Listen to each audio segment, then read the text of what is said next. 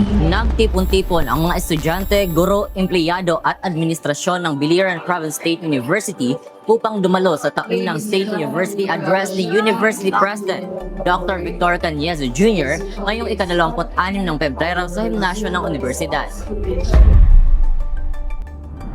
Sinimulan ang programa sa pagtanggap sa mga bisita na sina Dr. Michelle Aguilar Ong, Commissioner ng Commission of Higher Education o CHED, Dr. Maximo Alhibe, Director ng CHED Regional Office 8 at ang Gobernador ng Lalawigan ng Biliran na si Honorable Rogelio Espina.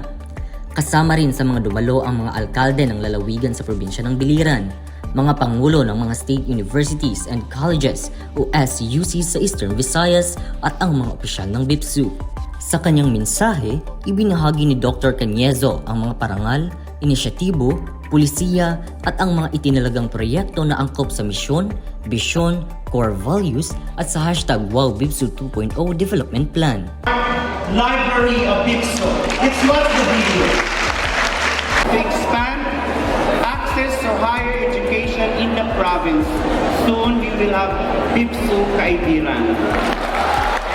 Ipinahayag rin ni Dr. Cañezo sa mga BIPSUnistas na ang kanilang suporta ang naging dahilan ng lahat ng tagumpay. Sa isang panayam kasama ang The Pillar Publication, ibinahagi ni Ogie Pahe, estudyante ng Bachelor of Arts in Communication, ang kanyang tuwa sa mga proyektong inilahad ni Dr. Cañezo at kung paano makakatulong ang mga ito sa kinabukasan ng mga estudyante at ng institusyon.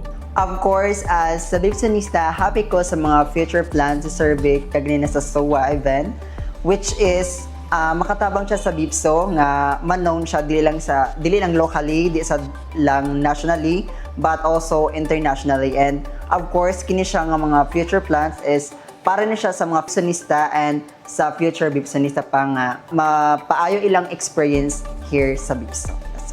Bilang bahagi ng programa, inilunsad ni Dr. Cañezo ang panukalang isang hardbound na kopya na lamang ng thesis at disertasyon sa buong bansa, habang ang iba pang kopya ay isusumite na sa elektronikong paraan.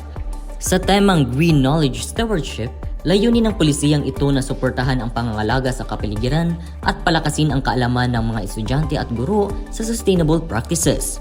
Nagbigay rin ng suporta ang 21 SUC sa Pilipinas at nagbigay diin na makakatulong ito sa pagpapanatili ng mahigit 10,000 puno sa pamamagitan ng inisyatibong ito.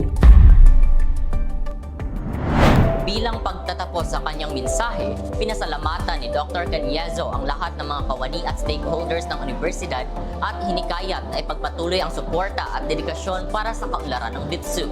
Para sa iba pang balita at kaganapan sa loob at labas ng pamantasan, tumutok lamang sa aming official Facebook page. Ako po si Gerson Bagalay para sa Pilar Balita.